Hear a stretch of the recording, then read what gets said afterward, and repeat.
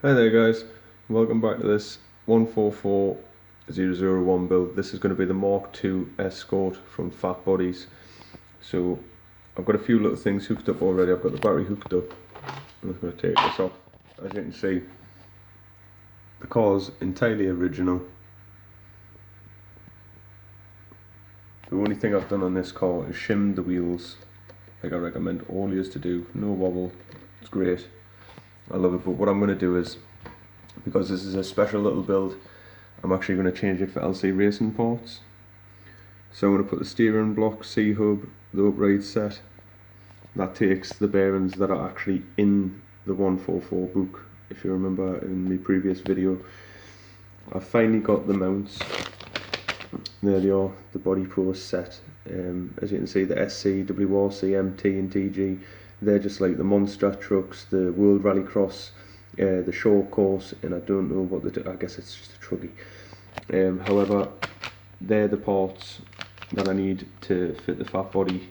Hopefully everything works out with that. These here, I'm going to use those as my droop screws. I'll show you something in a second before I pause the video and get cracking. These are my wheels. I'm just going to use, I've got them here, so why not? I'm going to crack them on with a shell, and I think the colour scheme may be a bit of a giveaway, to be honest. The little plastic tray, actually, I'll just come back up to the car for a second. The little plastic centre tray here, I'm going to get rid of that because it's pointless. I've got a metal one here, so hopefully, well, aluminium. Hopefully this is just a straight, direct fit for it. So we'll go for this. What I'm going to do is, like I say in the previous video, there's my shim on the inside.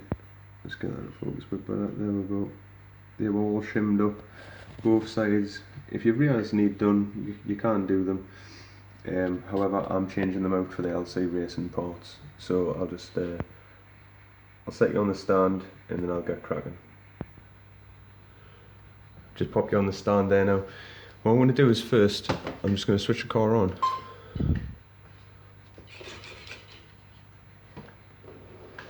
And like usual, the noise is horrendous.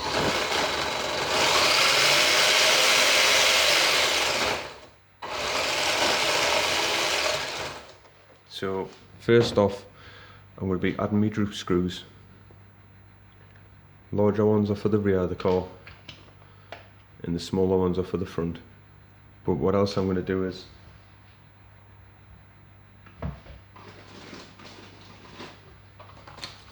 down here I've got some Velcro pads, just the little white pads.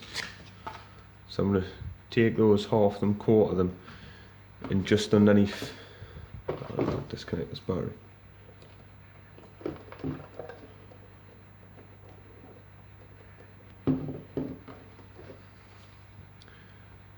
And just in there, you can see that hole just shining through the chassis.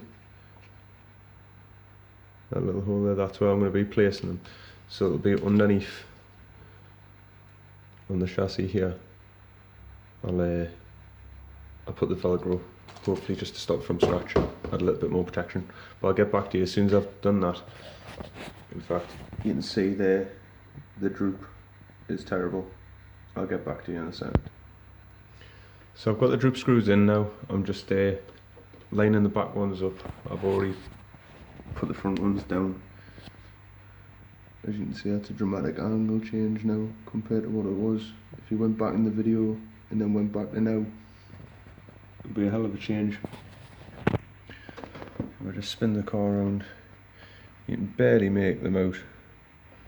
The little Velcro pad there, the little white pad. But it makes all the difference. I'll just put you back on here. And bring the car down. I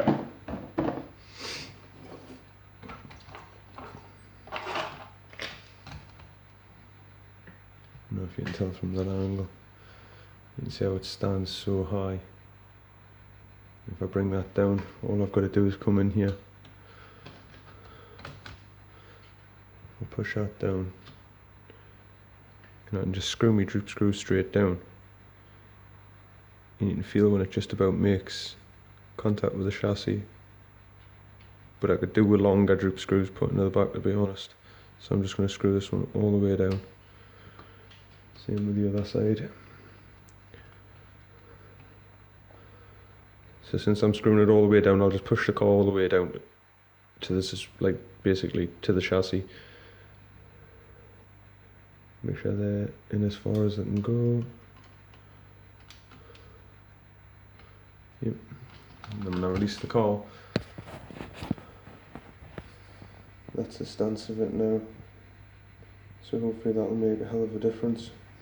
What I'm going to do next is I'll be removing the spoiler, and I'm going to see about clipping around the body to see what it looks like sat on. I'll change the wheels as well, so we'll be getting those on it and we'll see how it looks. I'll clear all the rest off so it's just the car. Actually, since I'm back, a quick change of plan. I'm going to stick with the changing of the C-hubs, so what we can see then is the difference between the thickness of bearings. These are the LC Reasom ones, and then whether or not to shim, you know what I mean, in comparison to my last video.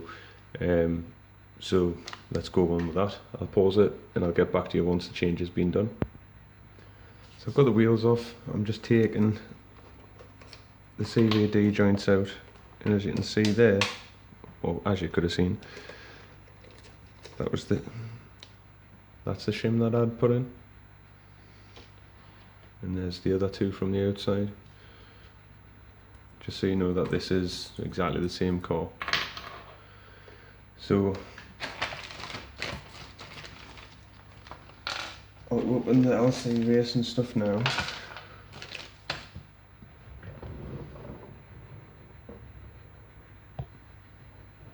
Which is just down there. I'll just sweep it to the side. I don't know if you can tell that. I'll take off this thing. So that's all the bits there from the LC Racing. But I've got a nifty trick here for the bearings at the back. If you're struggling getting them in with your fingers or anything like that, if you take your tyre iron, if you want to call it that, your hex, in the actual, I think it's 7mm, if you use a 7mm side, it sits around the outer brace for your bearing, and I can even do that one-handed. Sits in flush. So I'll get a bit of picture.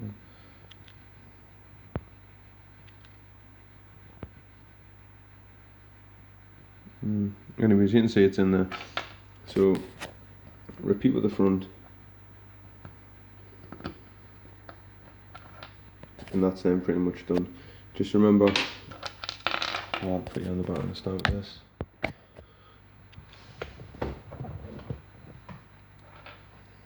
When you come to deciding these, they have got a right and a left on, but it's as you're driving the car away from you.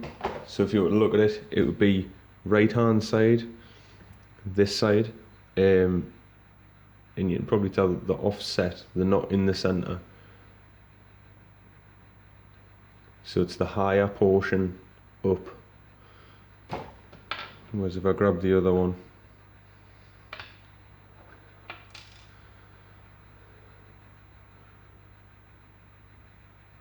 it would be portion down. So just be aware of that when you're actually building these. So when you're putting it in, make sure this piece is away. I don't know if you can say that. On the angle. So this one is in front of that one. It's not like close, it's not the opposite side of that. So try and bear that in mind. Anyways, I'll get back to you once I've done all this. Just another note as well, when you're building these, just make sure that they're very free moving, just so you don't get any binding when you come to attach them to the car. This is now the time to check, really, and it saves a lot of frustrations later on. So I'll just keep continuing. So you might be able to see just here this little grub screw. You take that out, and then there's a pin, and what you do is you push it from the back end So I've already took this side out. And the best thing to have is a very small drill bit, which I should have got prepared. Small drill bit like that. Put it in the back. And your pin will just push out. And then that's that off. That's the Wltoys one. You can tell by the bearings. Silver, rubbish. So since this is the right hand side, we'll just go ahead, slide that straight in. The pin goes straight through. And to be honest with you, I might put a shim in that.